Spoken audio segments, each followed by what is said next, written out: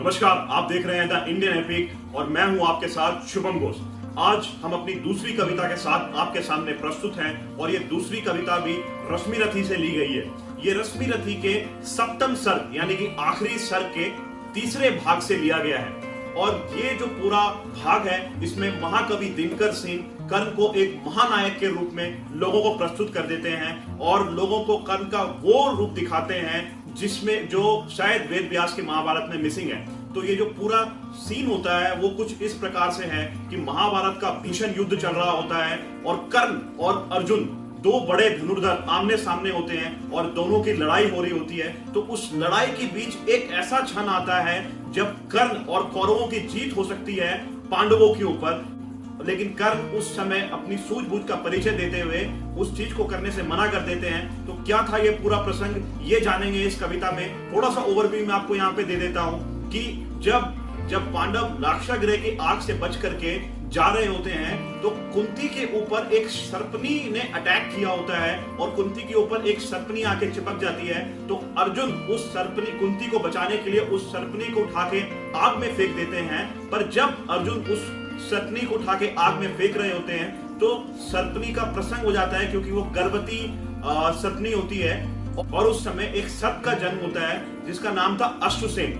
तो ये अश्वसेन इस समय महाभारत के इस युद्ध में अर्जुन को मारने के लिए कर्ण की सहायता करने के लिए आता है, क्योंकि अश्वसेन जिस समय उसका जन्म होता है उसने ये देख लिया होता है कि अर्जुन ने मेरी माँ का वध किया है और उसकी आंखों में अर्जुन की छवि बस जाती है। इस कारण वो अपने जीवन भर का बदला लेने के प्रतिशोध लेने के मकसद से कर्ण के पास आता है और कर्ण के तर्कस में से निकल के कर्ण को कहता है कि कर्ण बस तुम मेरी इतनी मदद करो कि मुझे अपने धनुष पे चढ़, अपने वाहन पे चढ़, पार्थ के रथ तक यानी अर्जुन के रथ तक जाने दो और मैं अभी इस अर्जुन को 2 सेकंड के अंदर क्षण भर के अंदर मार गिराऊंगा, क्योंकि अभी तुम्हारे और कर्ण मतलब कर्ण के रथ के और पार्थ के रथ के बीच में आग आ गई होती है। तो उस आग को मैं पार नहीं कर सकता, तुम अपने धनुष पे चढ़, मुझे वहां तक जाने दो और मैं अभी अर्जुन को मार गिराऊंगा। लेकिन कर्ण यहाँ पे कहते हैं कि ये नरों की लड़ाई है, इसमें सर्पों का कोई काम नहीं है और मैं अपने बाहुबल से इस युद्ध को जीतना चाहता हूं, तुम्हारी मुझे इसमें जरूरत नहीं है अश्वसेन।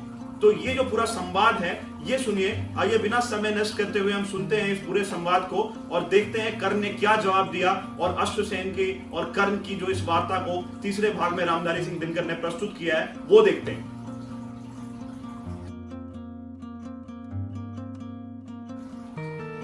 चल रहा महाभारत का रण और जल रहा धृतरी का सुहाग और फट कुरुक्षेत्र में खेल रही नर के भीतर की कुटिल लाग, बाजियों गजों की लोथों में गिर रहे मनुज के छिन्न अंग और बह रहा चतुष्पद और दुपद का हृदय निश हो एक संग। गतवर गैदर सुदर भूदर से लिए रक्त रंजित शरीर ते जूझ रहे कौनतेय कर्ण छन छन करते गर्जन कबीर। दोनों रणकुशल दोनों धनुर्धर नर और दोनों संबल दोनों समर्थ और दोनों पे दोनों की अमोद दृष्टि हो रही थी व्यर्थ। इतने में शर के लिए ज्यों देखा कर्ण ने अपना निशंग, तर्कस में से फुंकार उठा कोई विषधर प्रचंड भुजंग। कहता कर्ण मैं अश्वसेन विश्रुत भुजंगों का स्वामी हूँ और जन्म से ही शत्रु पार्थ का परम, पर तेरा बहुविध हितकामी हूँ। कर कृपा मुझ पे एक बार धनुष पे चढ़ शाब तक जाने दे और अभी इस महाशत्रु को स्पंदन में मुझे सुनाने दे। कर वमन गरल जीवन भर का संचित प्रतिशोध उतारूंगा, तू मुझे सहारा दे बढ़कर मैं अभी पार्थ को जा मारूंगा। राधे फिर जरा हंसकर बोला, रे कुटिल बात ये क्या कहता है, नर का समस्त साधन जय का अपनी भुजाओं में रहता है।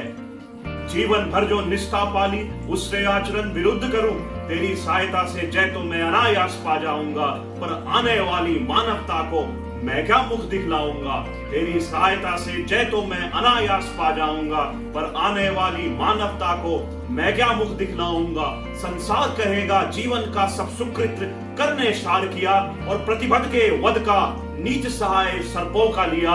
रे अश्वसेन तेरे अनेक वंशज हैं छिपे नरों में भी, सीमित वनों में ही नहीं कई बसते कुलग्राम घरों में भी। ये नरभुजंग मानवता का पथ कठिन बहुत कर देते हैं और प्रतिभट के वध के लिए नीच सहाय सर्पों का लेते हैं। पूरी कविता सुनने के लिए आपका बहुत बहुत धन्यवाद। अगर आपको ये कविता पसंद आई और इसकी प्रस्तुति पसंद आई तो चैनल को सब्सक्राइब करें और लाइक बटन को दबाएं और आगे आप कौन सी कविता सुनना चाहते हैं या क्या नया इंडियन एपिक के बारे में जानना चाहते हैं, वो हमें कमेंट बॉक्स में लिख के बताएं। हम आपके लिए वो वीडियो लाने की और बनाने की पूरी कोशिश करेंगे। धन्यवाद।